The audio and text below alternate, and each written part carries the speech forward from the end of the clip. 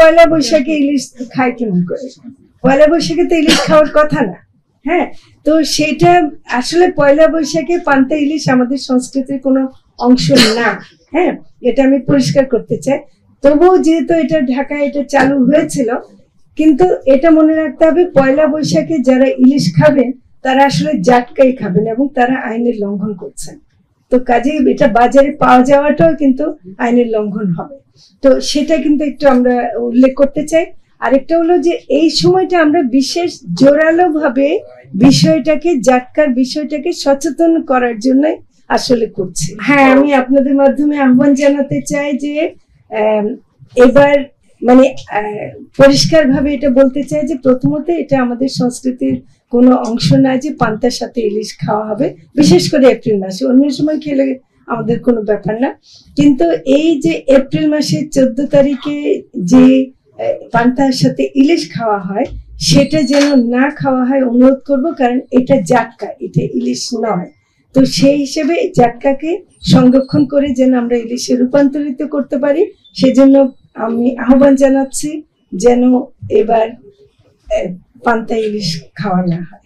শোনেন, পয়লা বৈশাখ না, এটা সংস্কৃতির অংশ না। আপনারা যারা ঢাকায় থাকেন, ঢাকার এটা সংস্কৃতি, এটা সংস্কৃতি তৈরি আরোপিত সংস্কৃতি আমি বলবো। এটা আমি বলি আসলে পয়লা বৈশাখের আগের দিনটা বরং বাঙালি সংস্কৃতির জন্য খুব গুরুত্বপূর্ণ। সেটা হলো চৈত্র সংক্রান্তি, এবং চৈত্র সংক্রান্তিতে আসলে কোনো আমিষই খাওয়া না, এটা আমাদের মন্ত্রণালয়ের বিষয় না। হ্যাঁ, সেটা হলো শাক, 14 রকমের শাক খাওয়া হয়। তার মধ্যে একটা তিতা শাক থাকে, ডিমা শাক, এবং সেদিন অন্যান্য সবজি খাওয়া হয়, ডাল খেতে পারেন। তো চৈত্র সংক্রান্তি পালন করবেন, এবং পয়লা বৈশাখের দিনে আপনি বাতাসা খান, আপনি মিষ্টি খান, দই চিড়া খান, ছাতুর শরবত খান, আর নর্মাল ভাত খাবেন, কোনো সমস্যা নাই। এটা তো মানে ইলিশ নিষেধ করলে যে সেদিন সব খাওয়া বন্ধ হয়ে যাচ্ছে তা কিন্তু না, আরো মাছ আছে। তো কাজে বড় ইলিশ পাবেন না, তো বড় ইলিশ নাই, তো বড় ইলিশ পাওয়াই যাবে না। তো এই জাটকা ইলিশ এখনো হয়নি, জাটকা এখনো তো জাটকা, এটাই হলো যে একটা ভুল ধারণা। এবং কেউ যদি মনে করেন যে কোল্ড স্টোরেজ থেকে আগে যারা ধরছে তারা যদি নিয়ে আসে, সেটা একটা সম্ভাবনা আছে, কিন্তু সেটাও আমরা চাই না যে বাজারে আসুক, কারণ এটা জাটকার সাথে একটা কনফ্লিক্ট তৈরি করবে। তো আমরা এটা ভান্তা ভাতের সাথে ভর্তাটাই বেশি ভালো, আর তার সাথে পোড়া মরিচ খান আরো ভালো। ইলিশের উৎপাদন বৃদ্ধি করা এটা একটা এই মন্ত্রণালয়ের প্রধান কাজ, উৎপাদন বৃদ্ধির সাথে। এবং সেটার জন্য মানে আপনারা জানেন যে ইলিশের একটা মানে প্রাকৃতিক একটা সাইকেল আছে, প্রোডাকশন সাইকেল আছে। তো সেটা আমরা অক্টোবর থেকে নভেম্বরের মধ্যে একটা ইলিশ রক্ষার জন্য একটা ব্যান পিরিয়ড করি, তারপর আবার 1 নভেম্বর থেকে 30শে জুন পর্যন্ত জাটকা সংরক্ষণের জন্য করি। কিন্তু এখন এই সময় এসে আসলে এটা হয়তো আরেকটু আগে করা কথা, আমাদের হয়তো রোজার কারণে আমরা তখন করিনি, কিন্তু এইটা আমরা এখন করতে যাচ্ছি 8ই এপ্রিল থেকে 14ই এপ্রিল পর্যন্ত 1 সপ্তাহ আমরা জাটকা সংরক্ষণ সপ্তাহ উদযাপন করব। এবং এই সময় আমরা যেটা করব, ইলিশের মজুতদারি রোধ, পাচার রোধ এবং সিন্ডিকেট ভাঙতে মৎস্য প্রাণী সম্পদ মন্ত্রণালয়ের উদ্যোগে গৃহীত একাধিক মত বিনিময় সভায় আমরা আগেও করেছি, বরগুনা, বরিশাল, চাঁদপুর সহ বিভিন্ন এলাকায়। এবং এখানে আমাদেরকে আড়তদার, পাইকার সহ সবাই বিভিন্ন স্টক হোল্ডাররা আমাদেরকে অনেক মতামত দিয়েছে। এবং আরো একটা বিষয় যেটা আমরা সবসময় দেখি যে ইলিশ মানে হলে পরে আবার পাচার হয়ে যায়, তখন আমরা আবার আইন শৃঙ্খলা রক্ষাকারী বাহিনীর সহায়তা নেই। আর সবচেয়ে বড় আরেকটা সমস্যা হলো যে অবৈধ জালের ব্যবহার, তো সেটাও আমরা বন্ধ করার জন্য অনেক কার্যক্রম নিয়েছি। বিশেষ করে শুধু জাল যে ধরা তা না, আমরা জালের কারখানাগুলো, মুন্সিগঞ্জে অনেকগুলো জালের কারখানা বন্ধ করেছে। আপনারা এটাও জানেন যে ইলিশ আসলে বাংলাদেশের জন্য অত্যন্ত গুরুত্বপূর্ণ একটা অর্থনৈতিক একটা সেক্টর, এবং সেটাতে আমাদের 2023-24 সালে আমাদের ইলিশের মোট উৎপাদন ছিল 5,29,000 মেট্রিক টন, যেটা কিন্তু এই ধরনের জাটকা সংরক্ষণের যে কার্যক্রম সেটার কারণে কিন্তু বেড়েছে। এবং ইলিশ কিন্তু আমাদের যা মোট যে মৎস্য উৎপাদন এককভাবে একটি প্রজাতি হিসেবে 11% এর ভূমিকা আছে। এবং দেশের জিডিপি তো ইলিশের অবদান, এককভাবে ইলিশের অবদান 1%-এরও বেশি। আর বিশ্বের মোট ইলিশ উৎপাদনের 80% বেশি বাংলাদেশে আহরিত হয়। আমি তার সাথে আরো যোগ করছি যেখানে নদ নদী, মোহনা এবং সাগর থেকে হয়। এবং স্বাদের দিক থেকে আমার মনে হয় যে বিশ্বের আর কোনো দেশে এত স্বাদের ইলিশ পাওয়া যায় না। হয়তো ইলিশ পাওয়া যাবে কিন্তু এত স্বাদের ইলিশ পাওয়া যাবে না। প্লাস এটা একটা জিআই পণ্য। 6 লক্ষ মানুষ পরিবার ইলিশ আহরণে সরাসরি নিয়োজিত এবং 20 থেকে 25 লক্ষ মানুষ ইলিশের পরিবহন, বিক্রয়, জাল ও নৌকা তৈরি, বরফ উৎপাদন, প্রক্রিয়াজাতকরণ, রপ্তানি ইত্যাদি কাজে প্রত্যক্ষ বা পরোক্ষভাবে তারা জড়িত। তো কাজেই সেদিক থেকেও দেখতে গেলে এটার ভূমিকা অনেক বেশি। তাই কাজেই আমাদের ইলিশটা রক্ষা করা এটা খুব গুরুত্বপূর্ণ। আমরা এই যে 8 থেকে 14 এপ্রিল পর্যন্ত যে জাটকা সংরক্ষণ সপ্তাহ 2025 পালন করতে যাচ্ছে, আমি একটা বিষয় আপনাদের মাধ্যমে জনগণকেও যেটা বোঝাতে চাচ্ছি। অনেক সময় মানুষ হয়তো বোঝে না যে জাটকার কেন হঠাৎ করে ধরতে নিষেধ করছে। আসলে জাটকাটা ইলিশ না, জাটকা একটা সাইজ, যে সাইজটা 10 ইঞ্চির নিচে বা 25 সেন্টিমিটারের ছোট আকারের হয়। এবং এটাকে ইলিশে রূপান্তরিত করতে হলে আমাকে এটাকে সাইজটাকে বাড়তে দিতে হবে। এবং সেই বৃদ্ধিটা 40 থেকে কমপক্ষে 40 থেকে 50 সেন্টিমিটার, এবং এগুলো হয়তো 1 থেকে 1.5 কেজির মধ্যে হবে। আবার 2 কেজির অধিক হলে 60 থেকে 62 সেন্টিমিটার, যেটা আসলে কিন্তু ইলিশের যে সাইজ আমরা বাজারে চাই সেটা আমরা পাবো। কাজে জাটকা সংরক্ষণ যেটা আসলে সত্যিকার অর্থে শুরু হয়েছে নভেম্বর থেকে, তাই না? সেই নভেম্বরের থেকে এখন পর্যন্ত যে 30শে জুন পর্যন্ত হবে, আমরা ইলিশ আসলে পাবো জুনের পরে। যে সাইজটা আমরা চাচ্ছি সেটা আমরা পাবো।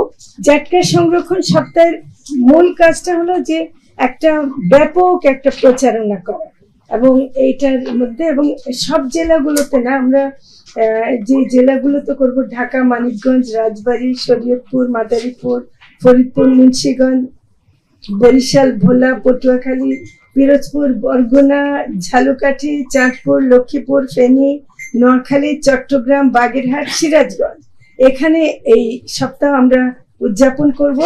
এবং 7 দিন ব্যাপী, এটা আপনাদেরকে আজকের আমাদের প্রেস কনফারেন্সের মূল উদ্দেশ্য যে আমরা জানাতে চাচ্ছি যে আমরা 7 দিন ব্যাপী কেন্দ্রীয়ভাবে জাতীয় পর্যায়ে এবং মাঠ পর্যায়ে, জেলা উপজেলা পর্যায়ে আমরা কর্মসূচি গ্রহণ করব। এবং এবার জাটকা সংরক্ষণ সপ্তাহের উদ্বোধনটা আমরা বরিশালের বিভাগে, যেহেতু ইলিশ সমৃদ্ধ অন্যতম জেলা, সেখানে আমরা বরিশাল সদর উপজেলার বেলস পার্কে হবে আগামীকাল। সেটা আমরা আগামীকাল সেখানে চলে যাব এবং বরিশাল সদর উপজেলার ডিসি ঘাট সংলগ্ন কীর্তনখোলা নদীতে নৌ র্যালি অনুষ্ঠিত হবে। এবং এর মধ্যে অনেক কিছু আমরা এগুলো বিতরণ করছি, যেমন গণবিজ্ঞপ্তি, তারপর আরো এরকম অনেকগুলো প্রচারণা আছে। এগুলি ব্যাপকভাবে মানুষকে দেয়া হচ্ছে যেন তারা জাটকার ব্যাপারে যথেষ্ট অবহিত হন এবং এটা করেন আর কি। তো জাটকা সম্পর্কে যদি আপনাদের আরো কোনো প্রশ্ন থাকে আমরা পরে নেব, কিন্তু আমরা আর কিছু তথ্য দিতে চাচ্ছি। এমনিতে ধরেন আমরা যেটা হলো যে একটু মাথায় রাখা দরকার যে ইলিশ রক্ষা করার কাজটা কিন্তু আমরা যদি আবার সঠিকভাবে না করতে পারি, যেটা অক্টোবর মাসে হয়, কিন্তু আসলে ঠিক অক্টোবর মাসের যে তারিখটাও নির্ধারণ হয় আশ্বিনের পূর্ণিমার 4 দিন আগে, পূর্ণিমার দিন এবং পরে 17 দিন।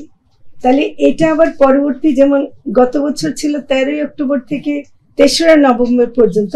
এবার যেহেতু পূর্ণিমার তারিখের সাথে হবে, সেটা হয়তো বা 1-2 দিন এদিক ওদিক হতে পারে, কিন্তু এটা একটা বোঝার বিষয় যে এটা প্রাকৃতিক একটা বিশাল সম্পর্ক আছে, জাস্ট এটা ক্যালেন্ডারের তারিখ ধরে করে না আর কি। আর তাছাড়া আমরা ইলিশ অভয়াশ্রম স্থাপন করেছি প্রায় দেশের 6টি মানে প্রধান নদ নদীতে, আর একটা ওখানেও বন্ধ রাখা হয়। এবং মা ইলিশ এবং জাটকা না ধরার জন্য আমরা জেলেদেরকে, এটা আমরা বুঝতে পারি যে এই সময় জেলেরা মাছ ধরতে না পারলে তাদের জীবন জীবিকার উপর তাদের আয় বন্ধ হয়ে যায়, সেজন্য তাদেরকে ভিজিএফ গম মানে চাল দেয়া হয়, যদিও যেটা প্রয়োজনের তুলনায় একটু কম, কিন্তু আমরা চেষ্টা করে যাচ্ছি যে এটা আমরা আরেকটু বাড়াবো।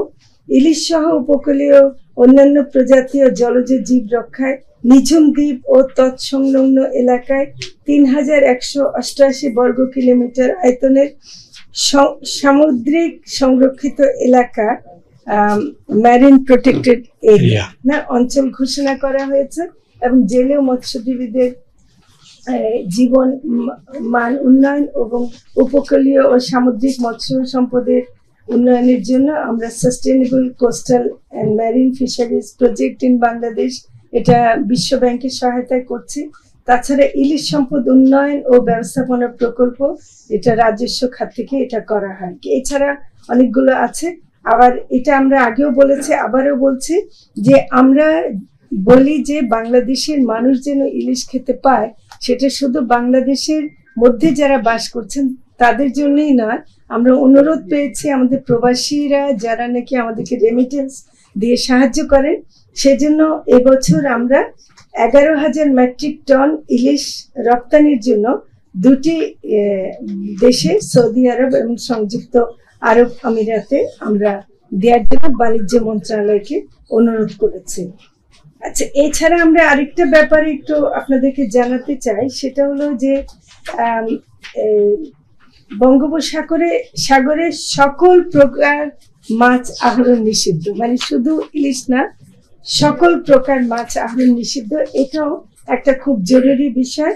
সামুদ্রিক মৎস্য বিধিমালা 2023-এর 3.1 বিধি অনুযায়ী বঙ্গোপসাগরে বাংলাদেশের জলসীমায় প্রতি বছর 20 মে থেকে 23 জুলাই পর্যন্ত 65 দিন সকল প্রকার মৎস্য নৌযান কর্তৃক যে কোনো প্রকার মৎস্য ও ক্রাস্টেশিয়ান আহরণ নিষিদ্ধ করা হয়। এর ফলে সামুদ্রিক মৎস্য সম্পদ আহরণ 12.78% বৃদ্ধির রেকর্ড অলরেডি রয়েছে। বিভিন্ন সময়ে মৎস্য বিজ্ঞানী, মৎস্যজীবী, জেলে ও মৎস্য আহরণকারী সংগঠন কর্তৃক বর্ণিত সময়কাল পরিবর্তনের দাবি উত্থাপিত হয়। তারা যুক্তি উত্থাপন করে জানান যে জলবায়ু পরিবর্তন, পরিবেশ দূষণ, লবণাক্ততা সহ বিভিন্ন কারণে সামুদ্রিক মাছের প্রজনন কালও পরিবর্তন হয়েছে। তো এটা তাদের অবজারভেশন, বিজ্ঞানীদের অবজারভেশন সেটা। এই প্রেক্ষিতে মৎস্য প্রাণী সম্পদ মন্ত্রণালয় হতে একটি টেকনিক্যাল কমিটি গঠন করা হয়, যাতে সামুদ্রিক মৎস্য বিজ্ঞানী বিশেষজ্ঞ, বিশ্ববিদ্যালয়ের শিক্ষক, বাংলাদেশ মৎস্য গবেষণা ইনস্টিটিউটের বিজ্ঞানী, মৎস্য অধিদপ্তরের কর্মকর্তা এবং বিভিন্ন স্টেক হোল্ডারদের প্রতিনিধিরা অন্তর্ভুক্ত ছিলেন। এই কমিটি বিজ্ঞানসম্মত তথ্যাদি যাচাই করে বঙ্গোপসাগরে মৎস্য আহরণ নিষিদ্ধকাল এবার নতুন করে হচ্ছে 15 এপ্রিল থেকে 11 জুন পর্যন্ত 58 দিন। যেটা আগে থেকে পার্থক্য হচ্ছে যে যেটা আগে মে মাস থেকে শুরু হতো, এবার আমরা 15 এপ্রিল থেকে শুরু করছি, এবং আগে যেটা 65 দিন ছিল সেটা 58 দিন হচ্ছে। 11 জুনে এই নিষেধাজ্ঞাটা শেষ হবে। এই সুপারিশের প্রেক্ষিতে 16 মার্চ সংক্রান্ত মানে একটা প্রজ্ঞাপন জারি করা হয়, যার ফলে সামুদ্রিক মৎস্য বিধিমালা 2023 সংশোধন করে সামুদ্রিক মৎস্য সংরক্ষণ ও টেকসই মৎস্য আহরণের জন্য প্রতি বছর 15 এপ্রিল থেকে 11 জুন পর্যন্ত 58 দিন সকল প্রকার মৎস্য নৌযান কর্তৃক বঙ্গোপসাগরে মৎস্য আহরণ নিষিদ্ধ করা হয়েছে। এটা প্রধানত সাগরের জন্য, কিন্তু এর সাথে যেহেতু মোহনাগুলো জড়িত, তো সেগুলো লক্ষ্য রাখা হবে এবং এটা খুব মনিটর করা হবে। একটু আগে আমাদের সেই মিটিংটা ছিল, আমরা আন্তঃমন্ত্রণালয় মিটিং করেছি, যারা সংশ্লিষ্ট তারাও এসেছিলেন এবং আশা করছি যে এবারে 58 দিনটাও আমরা ভালোভাবে পালন করতে পারবো।